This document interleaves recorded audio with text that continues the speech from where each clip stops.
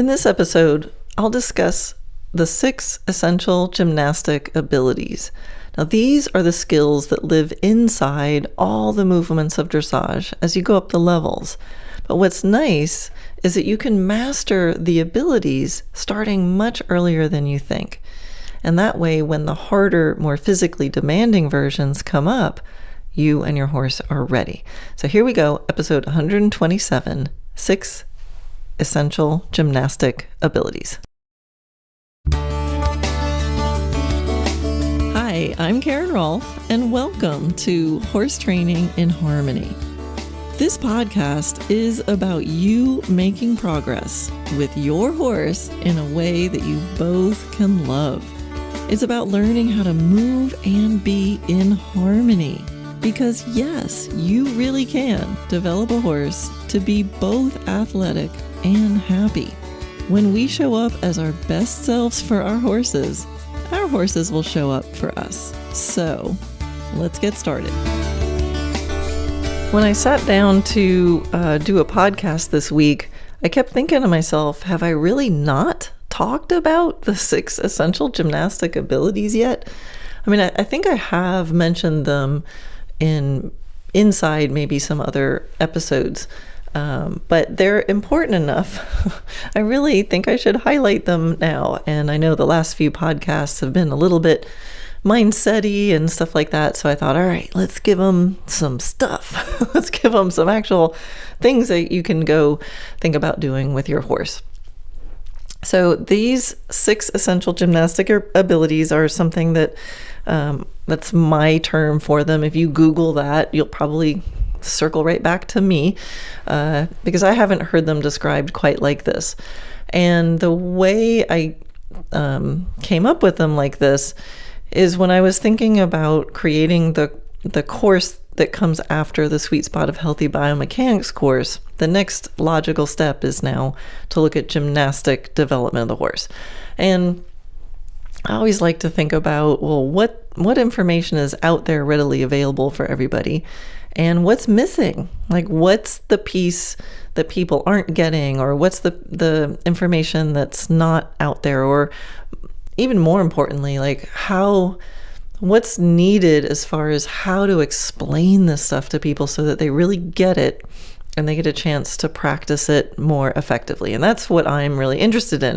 It's like you can go look up all the dressage movements. They're written down in lots of places. But the trouble is sometimes they're hard to learn in that manner. So I'm always trying to figure out, how can I explain this? How can I teach it? How can I help you guys like really get it? The Upward Spiral of Successful Gymnastics course, which is the one after the Sweet Spot course, I definitely talk about the theories of gymnastic development, and we go through, I make a chart of all the different dressage movements and where they fit in and when is it, what sort of level of movement is it, so that you can understand it there. But I wanted to distill it down and go, okay, I know that when I'm training a horse, there's certain skills that when I know that they have those particular skills, I kind of go, oh, I know we can do it. Like, all right, this is an educated horse. The rest is just physical development, coordination, can their minds handle the more demanding stuff? And then I also realized with students the same thing. Like, all right, if this student has this little skill set, no matter what level they're at, if they have these particular skills, then I know the rest is just time and focus and dedication and education, right? So I thought to myself, well, what exactly are those skills? Because it's sort of a feeling that you get. And I know other trainers can relate to this. It's that feeling you've got a young horse or a green horse and you're starting to develop them for dressage. And at some point you go, oh my gosh, I think this is going to work. I think they can go up the levels. So that's what I was focusing on when I came up with these gymnastic abilities. And, they're not the only gymnastic abilities, but I think they're a pretty good list. And, keep in mind, this is a model. And as a behaviorist, Mark Bowden says, he's like, it's just a model. All models are wrong. but some of them are very helpful. So hopefully this will be a helpful model. So most people I found focus on movements instead of skills or ability. And I like to focus on teaching the skill inside the movement. So when the more demanding higher level movements come up, you're ready for them. For example, the way you ride a walk, trot, walk transition on your young horse can set you up for an easier pee off later, or not, depending. And if you ride a haunches in, not just to get the movement done, but to gain a particular skill, even if you're doing it just at the walk, it's going to set you up for more advanced movements like canter pirouettes later. So don't underestimate how sophisticated you and your horse's abilities can be much earlier than you think. So get sophisticated now, even if you're just doing it at the walk. And then later, you can add the more physically demanding aspect to it. All right, so let's dive in. So what are the 6 essential gymnastic abilities? So the first one is to be able to differentiate between riding circles and corners.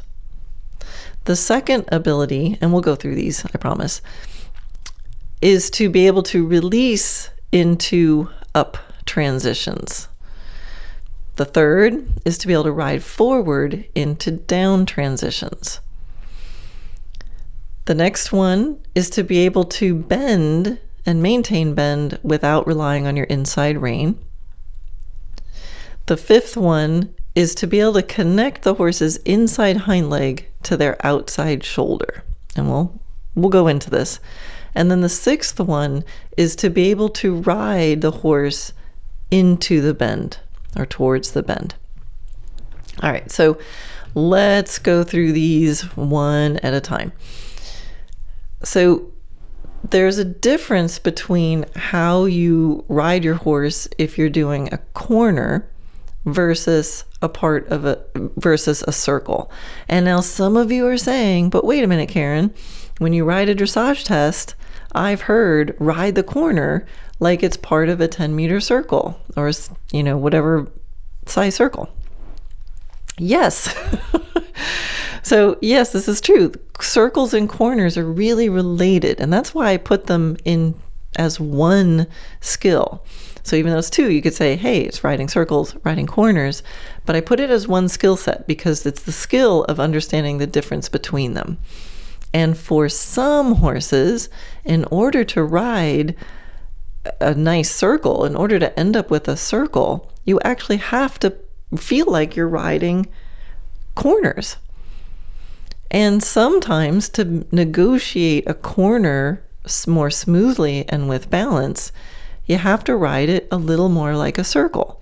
So in order to be able to do those things, you have to know the difference between them. So in a corner, it's more of a clear turn with just a few strides. So you're straight before the turn and you're straight after the turn. Straight line, turn, turn, straight line. And there's a clear moment of bending in the turn, right? So if you picture a horse in a narrow hallway, and then they have to turn the corner, in order to negotiate that corner without you knocking your knee on the inside corner or turning like a bus, right? We have to swing wide in front and then the hind end cuts the corner. You don't want to turn like that. You want to execute a corner.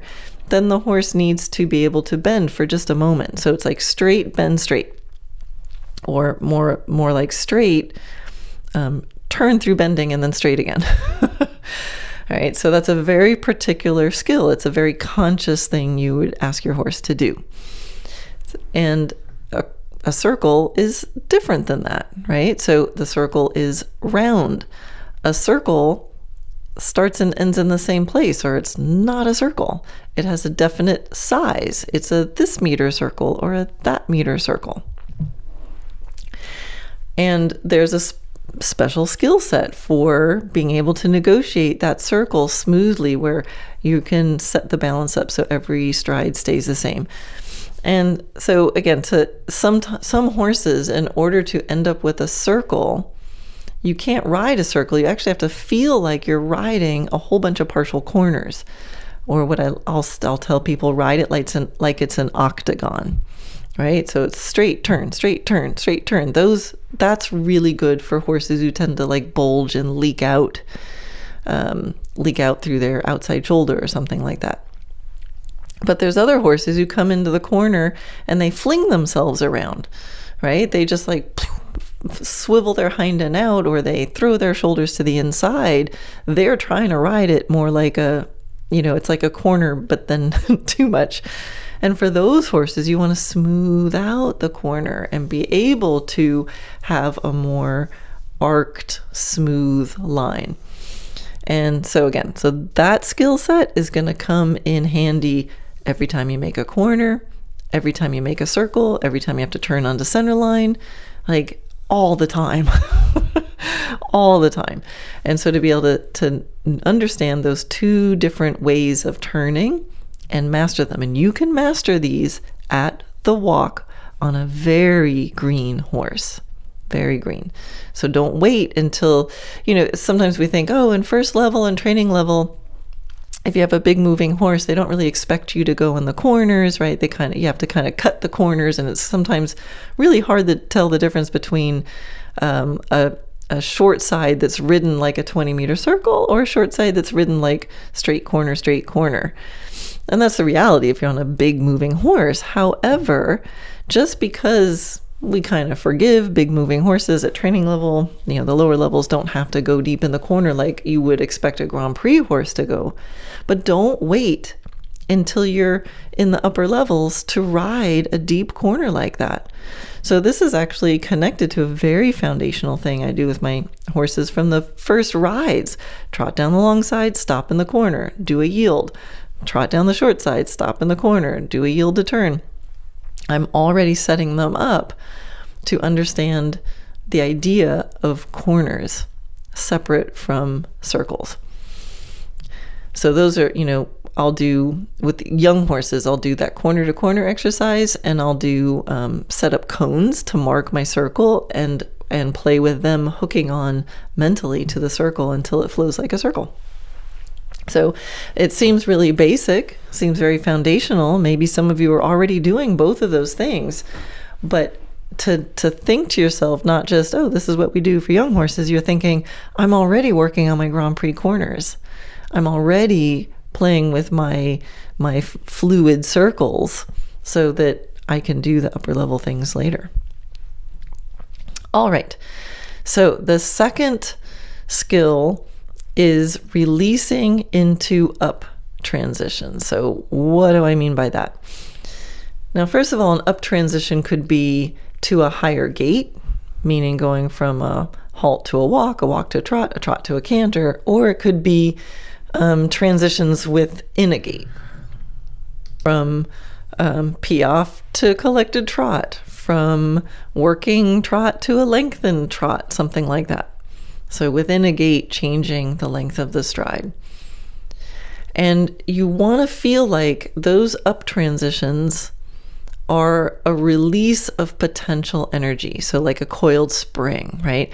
So the coiled spring analogy is so beautiful because it takes work to coil the spring, but it takes releasing. It should take almost no work to release the spring and have it spring forward, right? You just sort of let go of the holding and it does the thing.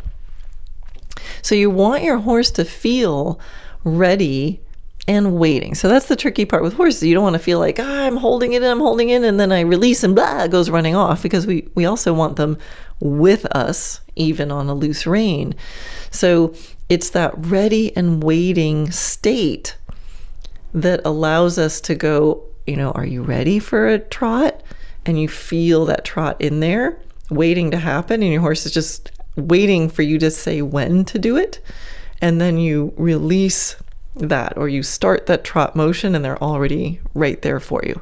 So in general, you don't want to have to create an up transition by adding aids in that moment. The reality is often we do. But again, if if you're practicing your walk to trot or your trot to canter transitions, and you have to put a fair amount of leg on every time, but you're kind of a lower level rider, that's not so bad. But I'm always thinking forward, thinking, well, if this is what I have to ask, if this is how strongly I have to ask just to get a trot canter transition, like what am I going to have to do when I need a canter pirouette? Right? You don't want to get into this thing of like easy stuff takes a lot of aids, because there's harder stuff later. Plus you always want things as light as possible so you can sit as easily with ease and in a relaxed way so the horse can carry you more easily. So you definitely want to practice this idea of ready.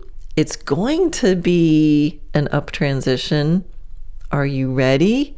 Now. And then your horse is like, great, I've been ready since you first mentioned it. So just practicing that. And I've got videos in the classroom with transitions where I'm riding a horse and I'm actually talking through this in real time as I'm preparing for transitions, because it's very much an inner game, right? It's potential energy that we're trying to build up. Building up that potential energy so they're ready to go when we tell them, but we're not so much that we're having to hold them in with force because they're trying to run away all the time. It's this really cool moment where they are ready and waiting. Okay. The next one is to ride forward into down transitions. So transitions to a lower gait, canter to trot, trot to walk, walk to halt, or coming back from lengthenings. This is the coiling the spring moment. So it actually requires increased engagement in order to maintain the balance, right? You coil the spring, that's where the hard work comes in. Not that this should feel like hard work, but biomechanically, this is where they have to carry again, right? Or hopefully they're still carrying even after they lengthen or while they're lengthening, but it takes a little more effort to collect. So the bigger the difference between the gaits, the greater the engagement is required, right? So it takes more engagement to go from canter to walk compared to canter to trot. And when I think about riding forward to down transitions, there might be some of you who will be like, but Karen, when my horse goes from canter to trot, he just like plops and runs forward. Like, I don't want to, I'm already going forward. It doesn't feel good. So that's not what I mean by riding forward into the down transition. Like, picture, a lot of times people picture a down transition or a lower gait as less than, right? The lengthening is big and then we want less. So we kind of go, ho, or we're thinking, whoa, come back. Or we think of a canter as higher energy than a trot. So we tend to think whoa a little bit as we come down a gait, and then whoa even more. But what you want to think about is the engagement. So when I think ride forward into down transitions, I'm thinking ride the hind feet forward so they stay engaged and the horse stays organized and balanced. So that horse that's plopping, like it's the horses that feel like they fall off the curb when you go down to the canter to trot, and they kind of like fall off the curb. They take this huge stride forward.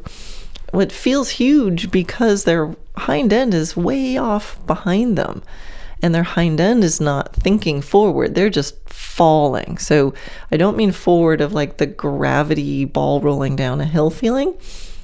That's the forward of the spring coiling, and the spring gets coiled by the back end pushing up into the front end, if that's the picture that works for me. So the idea when you're riding a down transition is, can you think of starting to ride the new gait instead of thinking of stopping the gait that you're in? So it's not, whoa, come back from canter to trot. It's, can you prepare and start riding forward into the trot? And so if you can't do that, because when you come down from the canter, they go canter, plop, hit the brakes, keep going, and then they're in the trot. So that's a good example of a horse not thinking forward as they go, because you're thinking too much. You and the horse are thinking too much, whoa. But also thinking forward, or lack of thinking forward, might be they go canter, fall into it. So either way, you want to think about starting to ride your best new gait, even if it's down. And it's so counterintuitive, and it's sometimes your body will almost refuse to do this. It's like you have to tell yourself, think forward as I'm coming down a gait. So that's why I love exercises such as from the canter, and then as soon as you hit the trot, I'm thinking, what am I doing next? So I might go canter, trot, leg yield, or canter, trot, shoulder in, or canter, trot, circle, because it snaps my brain into thinking, what am I doing? Where am I going? What do I need my horse to feel like? And especially going like canter to small circle or shoulder in, because you have to actually ask for those hind legs to come under. And it's such an important skill. This skill, if I had to pick one, like figure out how to ride forward into down transitions. It's also going to make you realize, like, well, if my horse is running off into the down transition and I feel like I can't possibly like put my leg on or ask for energy or think forward because they're already taking off, it's going to make you solve that puzzle, because they have to be kind of waiting for you already, but not too much. Right. So I think the biggest piece of advice is think of what you're going to do in the new gait. What are you going to like do something when you get from the trot to the walk? Do something at the walk. If you're going canter to trot, do something at the trot. So you get that feeling of going forward. But like I can, some horses, when you're coming off of like an extended trot or something and they see the corner coming up and they start to back off, and then if they back off, what happens is the back legs back off. Now you've got a really long horse, and then you got the corner and they're going to try to like dive or pop a shoulder or just go splat. So, but it's really counterintuitive. Sometimes you're coming down that extension and you're heading for the corner, and you feel your horse just back off, but they still feel big, and they might even accelerate if they lose their balance on the forehand. And I have to like make myself add my leg, or make myself just touch the hind end with the stick. And sometimes it's just a touch. Just the touch alone is enough, because it ensures that I'm thinking of their hind legs. I'm not thinking, whoa, come back. I'm thinking, step up into it. So anyway, this is a huge one. You can practice this at the walk to halt transition. You don't have to wait till you're doing canter extensions. You can practice riding forward into the down transitions from walk to halt. And it's a really important one, and it's not an easy one to do, I find. So master it now. And then later, when it's a harder version of it, like extended canter to canter pirouette, it's the same skill, exactly the same skill to go from a canter to canter pirouette canter.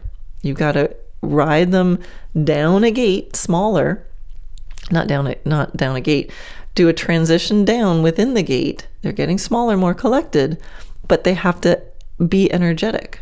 They can't slack. They can't let their hind end back off. All right, I think I've emphasized that. Enough. Practice riding forward into your down transitions. Okay, so the fourth one is the ability to maintain bend with no inside rein. And this is for you, and it's also for your horse. So it's a skill for the rider, and it's a natural result of a horse that's balanced and flexible in his bend. So in the beginning, I think about bend being alignment on a circle, but as the horse advances and as you get more comfortable with what that bend feels like, you should be able to recreate it at any time, independent of a circle. You could bend right on a circle left or on a straight line, or anytime you want, you can create this bend. And the skills of the rider need to advance in order to ride that bend anywhere, anytime, without coming against the horse.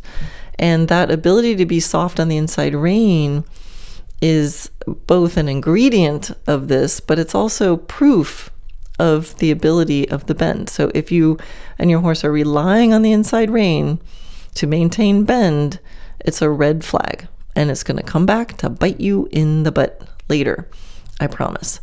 So you might think, oh, it's just a 20-meter circle. It's okay. I'll just do a little sneaky pinky feel of of that inside rein.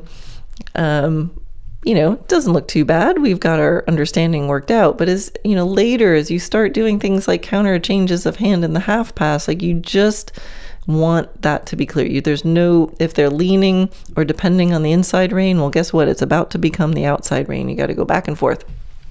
And you're cheating yourself of having the horse find that skill of finding the bend and being so balanced in the bend that they don't need the inside rein. And it's not like a mechanical thing. If you have your reins equal length on a straight horse, and then you create bend, but don't change anything with your hands or the reins, the inside rein will become loose, right? Because now that inside of them is shorter. That's just what bend does, right? The outside of the curve is a longer distance than the inside of the curve. So if your reins are equal and you're creating bend in your bodies where it needs to happen, and you don't move your hands, the inside rein will become loose. So if it's not loose, it means that you're manufacturing it, or you're holding it together, or the body's not really bent, or something's going wrong. So it's one of those little test points that if you're riding around and you can't let that inside rein float, you've got to ask yourself why. And the best way to figure out why is to let go of it and see what happens. Whatever fell apart, that's what you need to work on. So this, again, it's a skill you can develop at the walk, and you can play with this, and you can go really deep into this and be able to maintain and sustain a bend on a circle. I would start it on a circle. Bend is alignment on the circle. So practice it first on the circle. It's the easiest circumstance. And just check. That's one of the checkpoints. Can I be soft on the inside rein? Does the inside rein float? Does it not touch the horse's neck? All right, so that's bend with no inside rein. Also, not that easy to do, especially often on one hand more than the other hand. It's one of the great mysteries of the universe, how you can have your reins adjusted perfectly, and then 2 seconds later you look down and like, why is my inside rein crossing over the neck? Like, how is that short and my outside rein is flopping in the breeze? So if you're bending your horse and you have pressure on the inside and the outside rein is flopping, and even worse, if your inside hand is kind of coming over to midline, that's a red flag. Like, and it's important. It's hugely important because as movements go up higher and require more balance in the bend, like I said, counter changes a hand in the half pass. If you're not able to sustain a 20-meter circle free of that inside rein, then you're only going to make a harder movement harder later. So all of this is about taking these skills and mastering them in the easiest circumstance so that you have some mastery for it. So later, when it's actually physically demanding and complicated and demands higher level of coordination, like, you're not just figuring that stuff out now. Make it feel that important.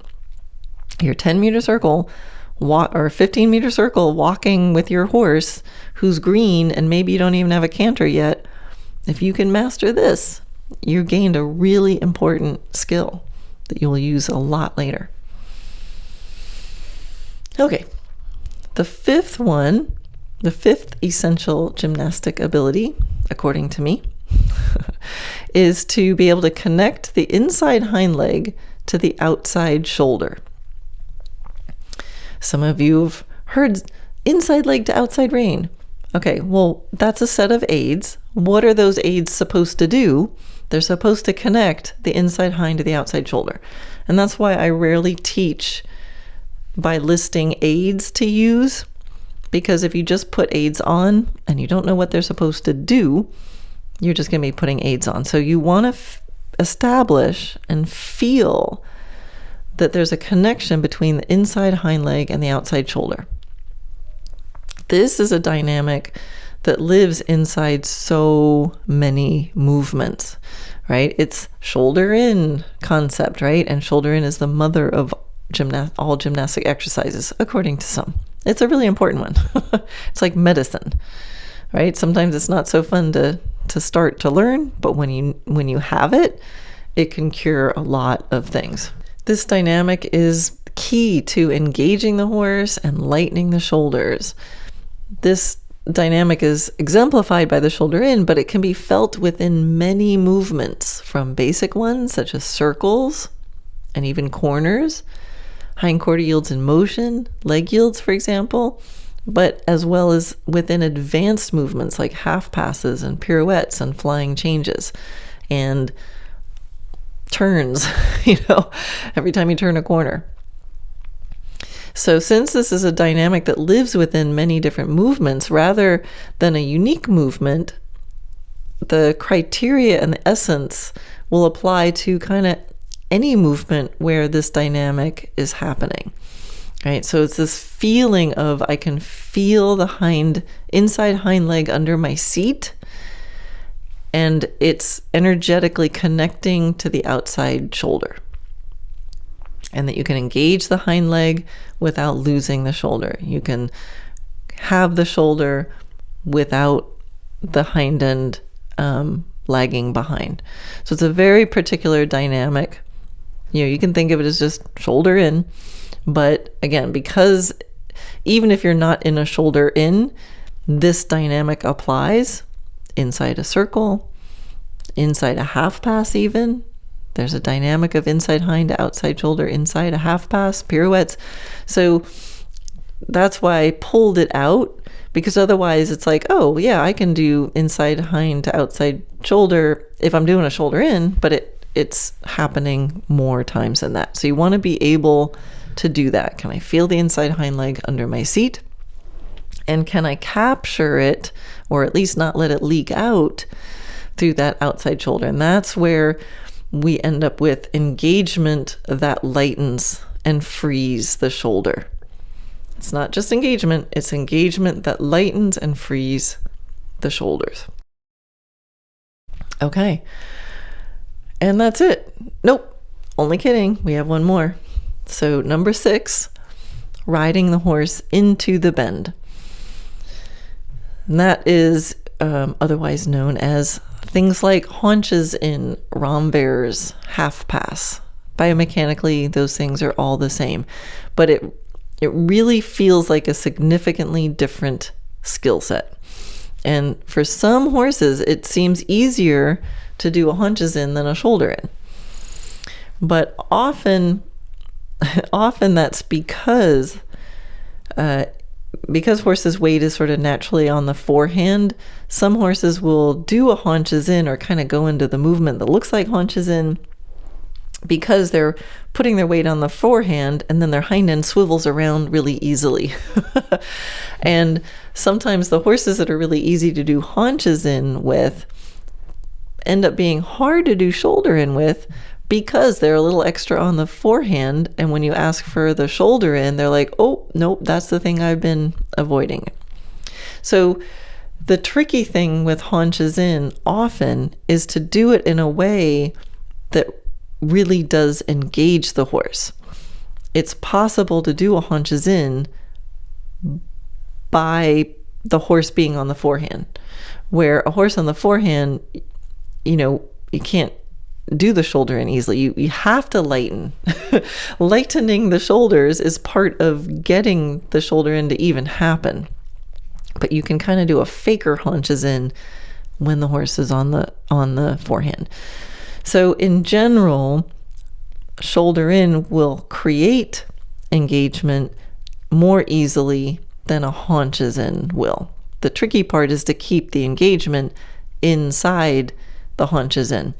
However, if you can do it, whoa, is that a powerful skill. And I put this one as number 6 because I think it can be really the trickiest one. And I've seen so many people get tangled up in knots trying to do that. And I put it after the connecting inside hind to outside shoulder because we want to make sure we have the skill of engagement before we attempt to ride into the bend. So there's lots of different ways to, exercises to do to develop the skill of haunches in. I go through them in the course. There's some in the classroom. But we really want to make sure before you do this one that you're really good at bending without inside rein and connecting the inside hind to the outside shoulder. And that way you can make sure you keep the engagement part of it. Because often what the horses need to be able to be engaged inside the haunches in is to be able to still ride the connection of the inside hind to the outside shoulder, even though you're in a haunches in. And I know that might be just, some of you will know what I'm talking about. And if the rest is just kind of words and you're like, what the heck is she talking about? Then don't worry. Maybe it's not time for you to do it yet, or you can look in the classroom and see some videos where I really go into more detail of how to do it. But I don't want to get bogged down in exactly how to do all these things. I think giving you the list of these is going to be, I hope, super, super helpful. And again, find a way to practice these before you're doing all the fancy stuff. So when I have students go into the upward spiral course, some of them have come through the sweet spot course and maybe they have a sweet spot at the walk and the trot, and for some reason the canter work is lagging behind or something like that. And I'll encourage them to go on. Like if you have a good walk and you've got the concept of the sweet spot, you're just going to take a little bit of time to have it at the canter. You can go ahead and start understanding, practicing, and then mastering some of these abilities, because maybe what you work out by differentiating between a circle and a corner and practicing being able to go straight, turn, straight, and be able to get the bend and then straighten again and straighten and then bend and straighten and be able to negotiate those corners and be really sophisticated about being able to ride your circles with no inside rein, even if it's just at the walk. That might be the piece that you need to make a breakthrough in your canter. So I'm a big proponent of whatever's working, progress there.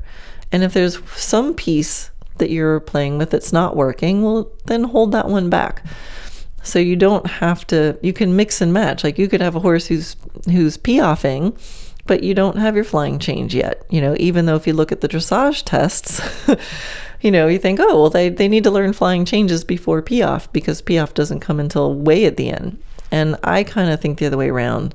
You start at the beginning of everything, but if something's working, go ahead and progress that gait. And go ahead, and if you've got a good walk, go ahead and start learning all the lateral work at the walk while you're waiting for your trot to catch up. So I hope that helps. It's a little bit different way of approaching, dressage movements or doing dressage, especially if you look at the tests and look at the levels and you go, okay, I'm a first level rider, so I'm only allowed to do these movements. And that might not be the case. So the movements are really good tests, right? It's a test.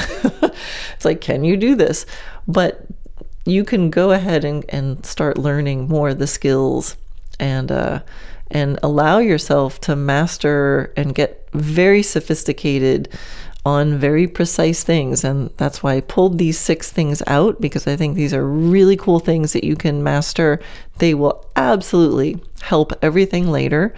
And then the rest is gymnastic training and time and focus and coordination and diligence. So I hope that helps.